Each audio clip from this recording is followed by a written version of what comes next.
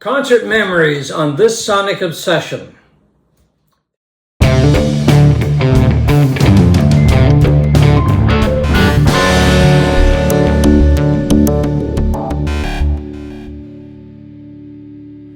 Hello folks, I'm John Whidden. Beside me to my right is Tom Bedell from Q104 in Halifax.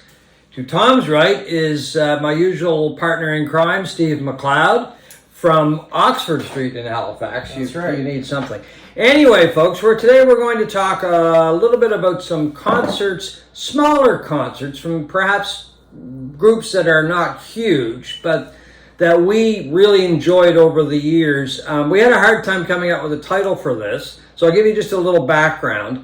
Tom was reading the autobiography that Peter Wolf has just written. What's the name of that? Yeah, I knew you were going to ask me that, but I've completely forgotten the name of it. It just came out this year. Yeah. It just came out like a few months ago. Yeah, I haven't read it. But anyway, Tom got in touch with me and he said, I heard that Jay Giles played in Atlantic Canada years ago. Is that true? And I said, yes, I was there. And it was 74 or 75. Ooh. I've got a ticket stub. Oh, yeah. Let me see. Yeah, there we go. But it doesn't have the year. Concerts East. Yeah. Yeah, it is 1975. 75. October 75. Look at that. Yeah, I don't think that's the right date for some reason. I think they screwed up on the tickets. I think it was August or September. I think it was September. Yeah, but it was 75. So anyway, I said... I was there as well. Yeah, and well, Steve and I were both. So I told Tom that I was there. Great show.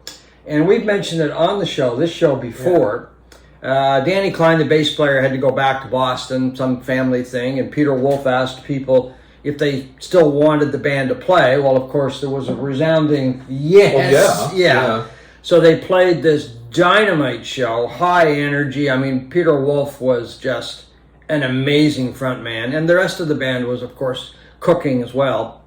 But anyway, I said, oh yeah, I was there. And I gave Tom a brief description. He said, well, that would make a good topic for your show. And I'm like, yeah, good idea. Do you want to join us? So here we are. So I'm going to start by passing it off to you and one of your great memories. Well, first of all, I'm not going to rub anything in here, but that Jay Giles, looking at that's 50 years ago. 50 years ago. Yeah. Something just came up in my Facebook memories. Tom. I hate to Well, tell so you we're all there. We're all,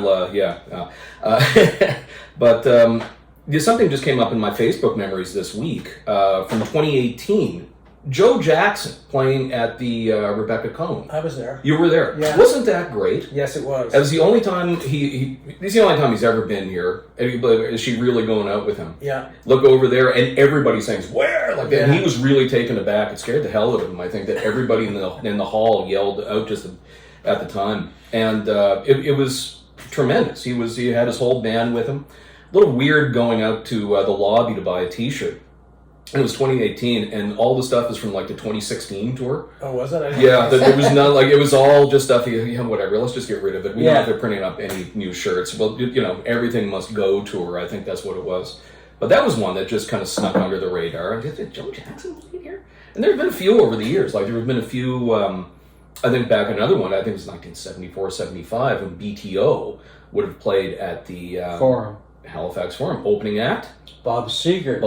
I was there. You were there too. I knew I came to the right place. Well, that was it. We've talked about that before too. That was an interesting show because a lot of people, I better get in here, had not heard of Bob Seger, even though Ramblin' Gamblin' Man had been a pretty good sized hit. But anyway, people were saying, well, who's Bob Seger? And I said, you got to go see Bob Seger. And by the end of the show, they wanted more Seger. They got more Seger with one encore, and then BTO pulled the plug, turned the lights on, and that was it. Oh, and man. They wouldn't let him do any more than one encore. It tells you what a slog it is for bands, though. Like Ramblin' Gamblin' Man was like 68.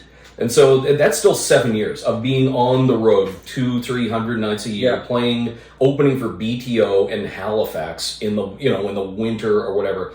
And it wasn't Bob Seger and the Silver Bullet Band yet. No, he was Bob Seger. Bob Seger, well, he did have a band at one point. Bob Seger's System, I think. System, yeah. And it was in the summer. I remember that because we drove up from the Eastern Shore, went to the show, and then drove home. That's when you could go for like 12, 14 hours straight and not need a nap, right? So those are Right. the good days in that respect. So how about you? What's one of your memories? Well, I'm going How to many? start with something much smaller than that, and that is Alejandro Escovado playing at the Carlton Hotel. There's a little festival every year at the Carlton Hotel, which is a kind of a historic old hotel in the heart of downtown Halifax.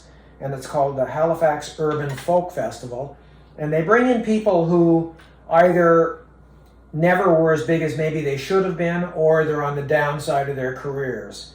And I saw Alejandro with, I think it was Robyn Hitchcock, right? Yeah. Yeah, well, they do that songwriters Yeah.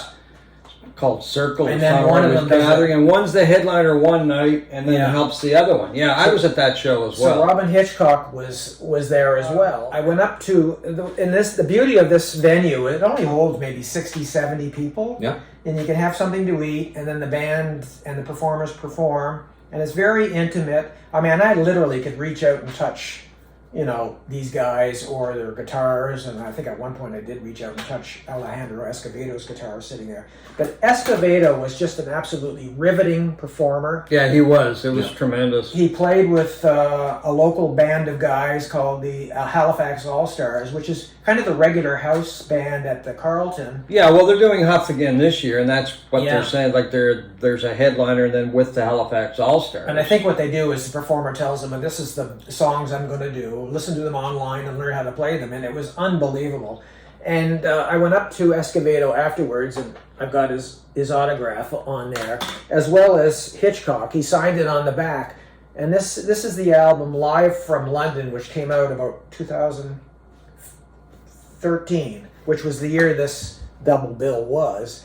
And I got him to sign it, and I told him how much I enjoyed the album. He said, "So you're the guy who bought it," which was one of the great lines of all time. I just laughed out loud. And Yeah, they do that the Halifax Urban Folk Festival, and Mike Campbell really spearheads the whole thing. And he was telling me about when Matthew Sweet played here at the same thing. I just loved that guy in the '90s. The Girlfriend album, early '90s, incredible. One of the great albums. And he was coming, and they put a band together, and they called up Matt Mays. Matt Mays is going to play lead guitar. Who couldn't believe? Like he was there, and Matt Mays and Davina Doyle. So Great you hear voice. Matt Mays and Davina Doyle singing harmonies with, and at the Carlton, the sound is so good. Yeah. Like it's not too overpowering. Yeah. And you can hear every nuance and everything. It was just such a great thing that they do every year. And that's one of the great things about shows like that. You don't know, in many respects, what to expect, and then there are surprises, and it's just they kind of take on a whole life of themselves, kind of thing. It's a wonderful. I mean, I've had those nights that I've gone there to see that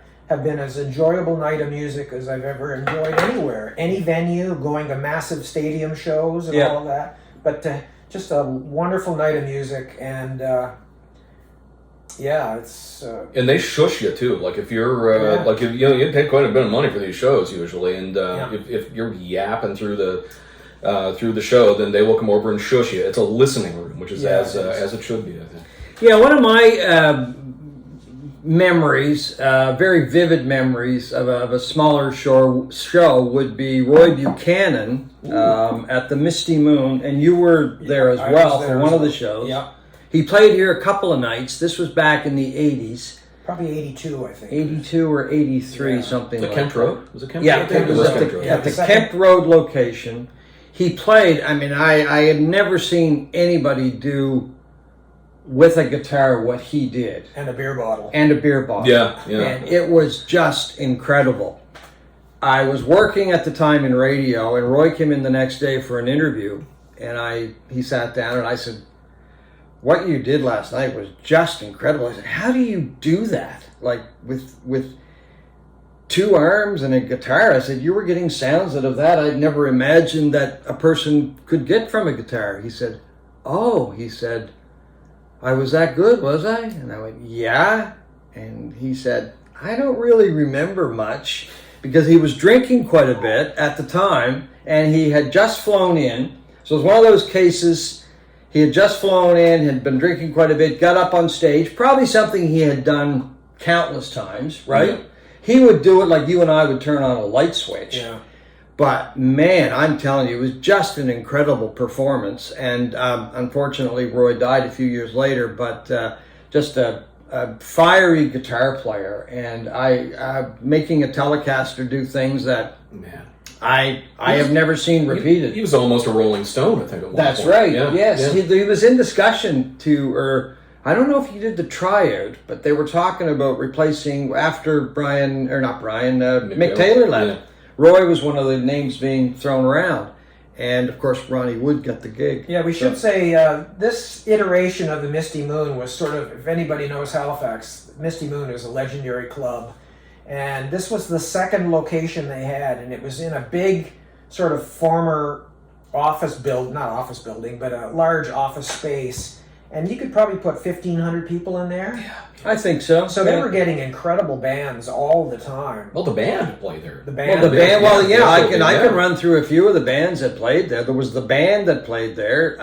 Tower of Power played there. Muddy Waters played there. Greg Rick Allman. Derringer, who just passed away, played there. Greg Allman played there. Three Dog Night. Three Dog who Night. I'm going to talk about. Oh, that's right. See, that's a segue. That's a segue into Do you want me to go right now? Yeah, sure. Okay. We'll skip Tom. Yeah, But we'll go this back. was to Tom. 1982. I pass. Yeah, you. This was 1982, and they played the Misty Moon. And what I liked about it, and like this was 10 years after they were one of the biggest bands in the world. I mean, they were filling stadiums like the LA Forum and that. And this is the live album they put out in 1969, which I just loved and played to death on vinyl. And it was the absolute original lineup. And I'm not just talking about Corey Wells, Danny Hutton, and Chuck Negron as the three vocalists. Jimmy Green, Spoon Mike Alsep on keyboards, guitar, and Floyd Sneed on drums, and who was from Calgary, by the way. Was he? Yeah. And is it Joe Schneer or something on bass? I forget the guy's name.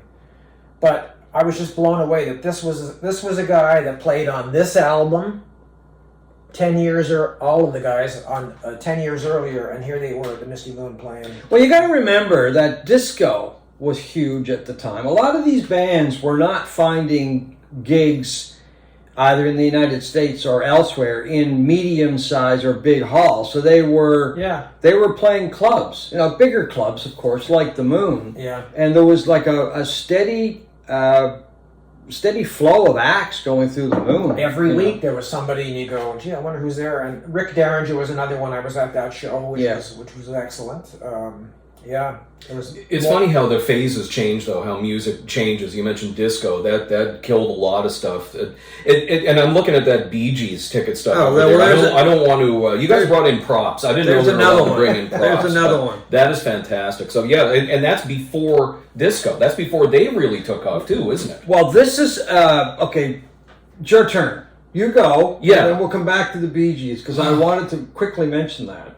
Well, there's so many things. I mean, so many. Another bit of concert trivia that I learned this week with Live Aid just taking place. The anniversary of Live Aid, 40 years ago.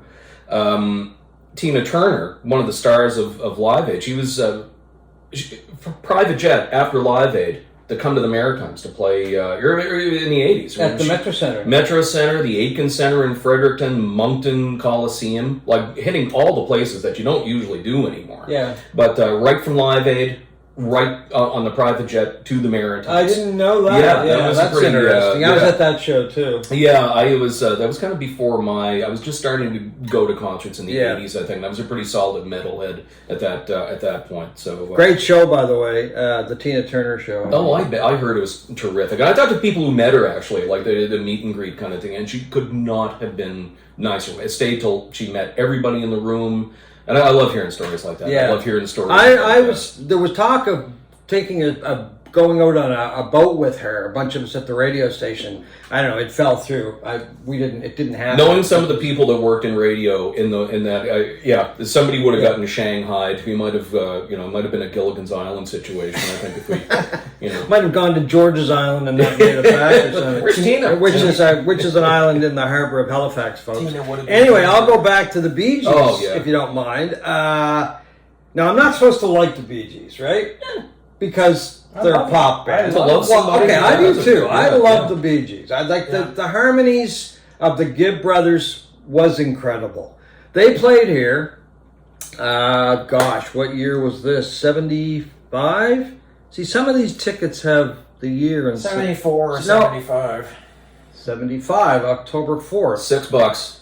$6. $6 for that. But that was a time when I went to everything. If somebody had a record out, I would go to it, or it didn't have a record out. But anyway, they played the Old Forum, and it was just as they were moving into disco.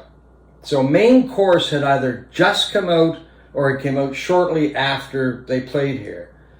And it was an amazing show. The sound in the Forum was very good.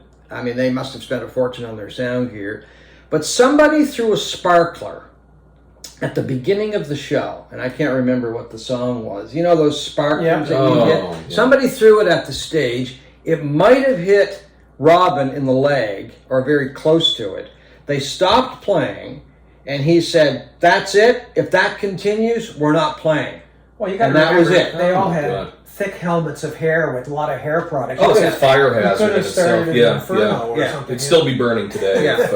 But it was just a great show, and that leads me to another great show that I saw because on his new album, which is coming out next week, Finding El Dorado, Paul Weller does "I Started a Joke."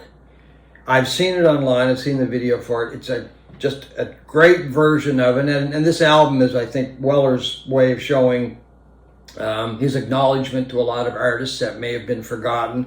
But one of the great shows that I saw was Paul Weller in Italy, this outdoor venue with a little bit of a roof on it. Seats weren't that great, but the first time I'd seen him, and I love Paul Weller, and the band just cooked. There was a lot of energy. I met a couple from, it was either Manchester or Birmingham, and they had been following Weller all through Europe. And he was playing, I think, Barcelona, and he had played other places in Europe. I can't remember exactly where. The tour was wrapping up. And it was just kind of really cool to talk to people that were hopscotching through Europe following Weller. Yeah. And the Kind Revolution's the T-shirt from that tour. But that to me is another thing that I really like about some of these smaller shows, because sometimes you just get a chance to have a really good conversation with people, and that's what happened that night. So anyway, on the new album he does "I Started a Joke." So it's back to you. Okay, does it have to be Bee Gees related? Or, No. Well, another one I think we were kind of lucky that we got, that I always think about, is I think it was 2005 at I think it was the Metro Center then. It was before the corporate rebranding, but James Brown. You remember James Brown? I did not go to that show. Yeah, I didn't know James Brown. Yeah, 2000, rainy night, and it was at first. I mean, he still had the MC. He said, "James, Mr. The whole intro that he'd been doing for 100 years. I think it was the same guy that did the intro. The guy comes out with the cape. And it was under an hour. It was a little under an hour, I think, and it was just a few months, I think, before he passed away. But you still he'd always jump up and do the splits. Yeah.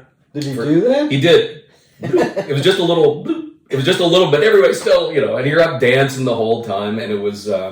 It wasn't long before he passed away, but it was so cool to get to see James Brown. Yeah, I'm not sure. Well, I don't think I was here or in the middle of winter. It was just one of these ones that snuck under the radar, I think. The one complaint I heard from people was that he didn't play long. But it wasn't long. Yeah, in fact, you're seeing him at all, I think, would have been a pretty big thing at that point. My other one is Wilco at the Alderney Landing outdoor show in Dartmouth in maybe 2008. I was there too. I was there. Beautiful night. It was just a beautiful night. A little misty. They're a band that a lot of people don't know who they are, probably, but which I find really hard to believe. I mean, a few years ago maybe, but they've been around for what? No, since the mid-90s. They're kind of a cult band, I guess, or a niche band. But anyway, this was such a beautiful night. The weather was perfect. The sound was great. And I remember him, Jeff Tweedy, standing on stage playing, what's the name of the song where he talks about going home to Chicago? And this train is creeping by the stage, and he's not looking at it. He's looking out to his left. And all of a sudden, at some point, he looks over and sees this train going by very slowly, so you can't hear the thing. And then at the end of the song, he goes, "Did you see that train?" Yes, Jeff, we did. And the other one is Jeff Tweedy playing solo at Acadia University. I saw that. That was a really good Just show. a fantastic, for a guy with just an acoustic guitar, he's such a charming, witty guy that it was very riveting to watch him perform solo instead of with Wilco. Yeah, that was one I was going to mention, but I'm glad you brought it up. Now, one of the other times Wilco played here, they played at the multi-purpose room. Yeah, I was there for that. Yeah. At the old Forum. Yeah. And it's not a great venue. No.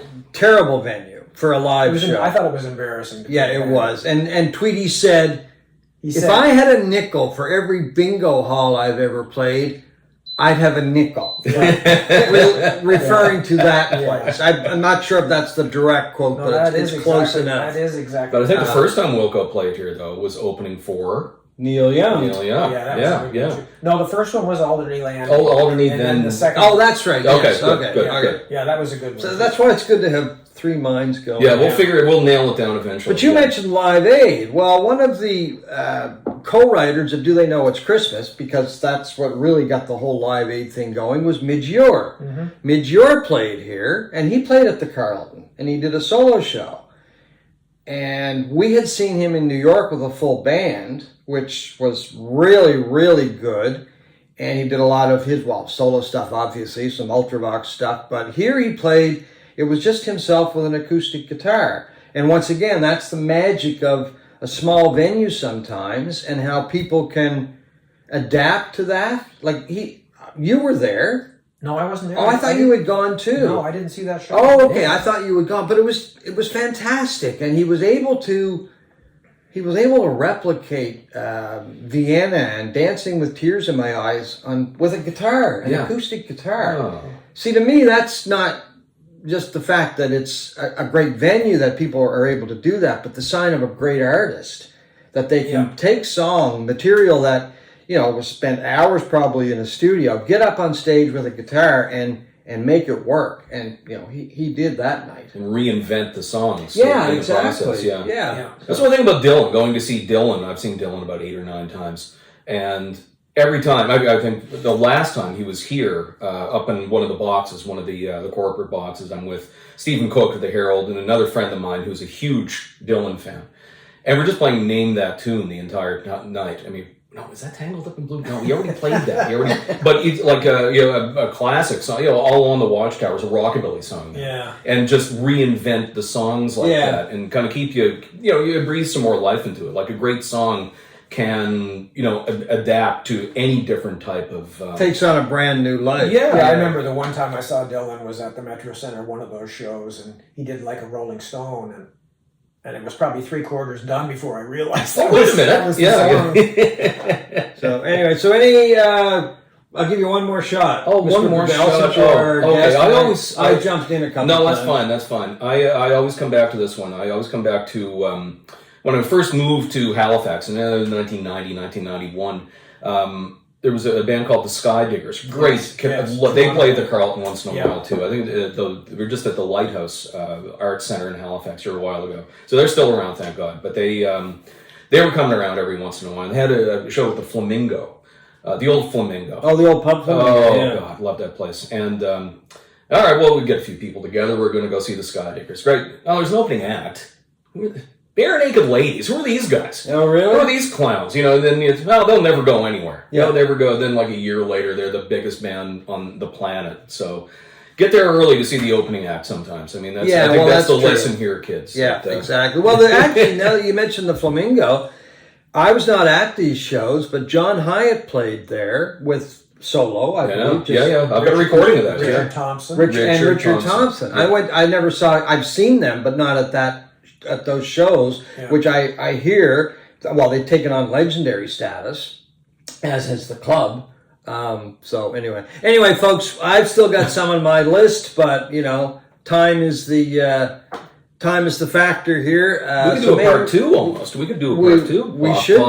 We should do a part 2. Yeah. If you like the show, leave a comment. Let us know what you think, and tell us some of your favorite shows, either big bands, little bands, not well-known bands. Could be a local band, because there were some local acts I was going to talk about. I just didn't have time today. But anyway, leave a comment. Let us know what you thought and some of your favorite shows and artists. And we may do this again. So thank you, Tom Bedell, for dropping by. Thank you, gentlemen. And we still have... Oh, I got a muffin, yeah. Yeah, we still have some food here we'll have to gobble up. We're growing boys. Yes. So thank you very much to Tom and, of course, to Steve. And thank you for watching this Sonic Obsession.